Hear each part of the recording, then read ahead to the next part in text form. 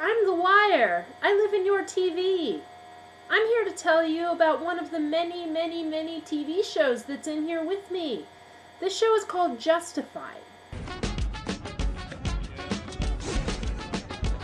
Wait, no, sorry, that's not Justified. This is Justified.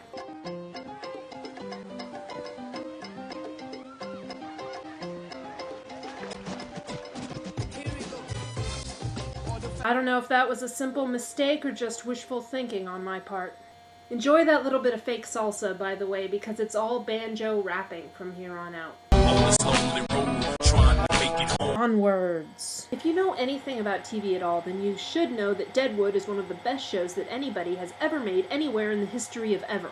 And one of the main characters was a sheriff turned grocer turned sheriff again named Seth Bullock. Bullock was as close as that town got to law-abiding nobility. That's not a testament to the strength of his character, it's more about the strength of his self-control. This was a guy who kept a white-knuckle grip on himself simply because when he lost control, he was the most violent man in a town full of very, very violent men. Get down off your horse, or face the consequences.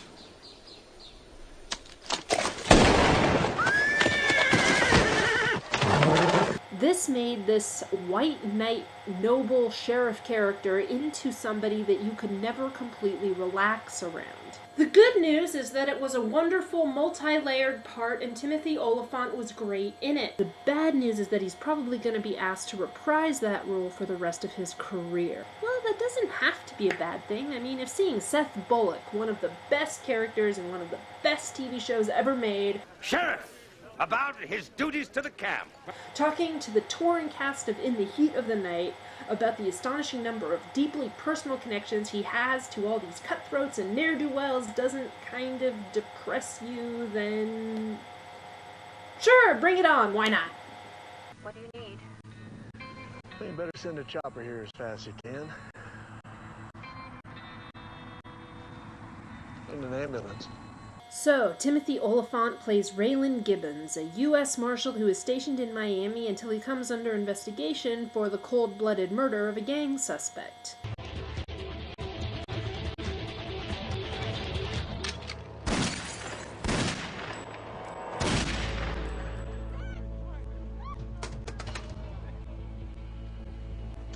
For some reason, this makes his bosses transfer him to Western Kentucky, where, of course, he grew up, and where, of course, he never ever planned to return.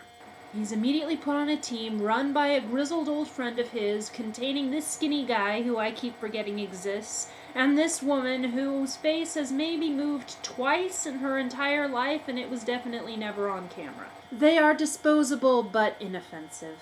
Ava, the supposed love interest, is the one who bothers me. I told Bowman I wanted a divorce. He goes, "You file, you'll never be seen again." He said I'd disappear from the face of the earth. Do you want a drink? And yeah, she shot her husband yesterday, folks. Apparently this is the kind of battered woman syndrome that transforms you into a sex kitten. Stain off of it.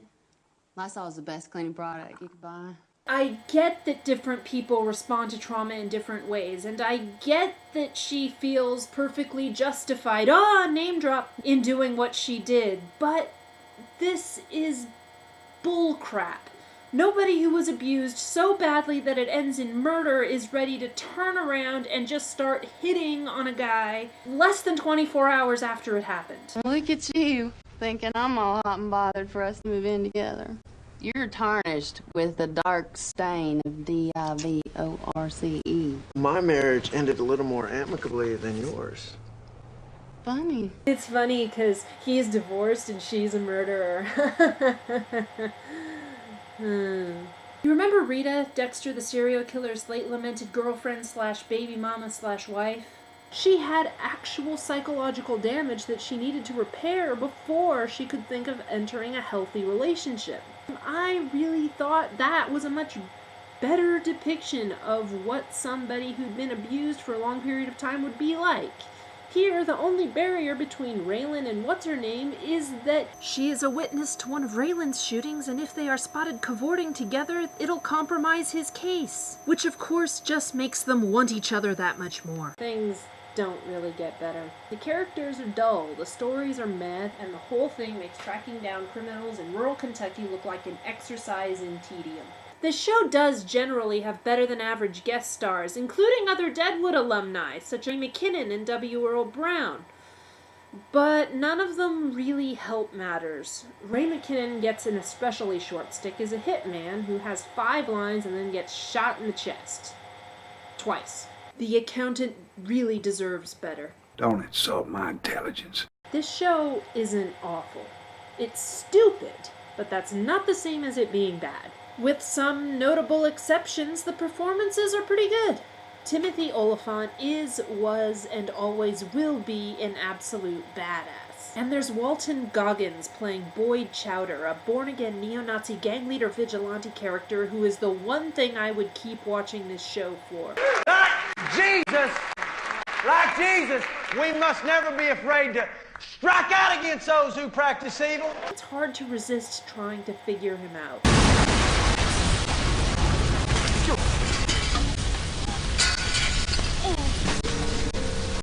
I just spared your lives. You two better run back from where you came, and I wouldn't stop till I saw something familiar. And there's some interesting plot tension between Raylan and his con artist father, played by Raymond J. Barry with as much charming insincerity as you expect from a guy who's been lying to people his whole life. At its best, this show actually captures the gritty nature of the uniquely southern brand of badass that it worked so hard to portray. That's a fancy way of saying that some moments are genuinely brutal. I'm a man, Mr. Ferguson. I help people. I take care of them in exchange for tamales and hot sauce. Now, in order to pay for that, assholes like you get the upsell, the bonding, the laser whitening, the gold, not porcelain crowns. Now, you said you don't want to pay? You don't want to pay me? You know what? It's all right. But I'm going to take back what's mine.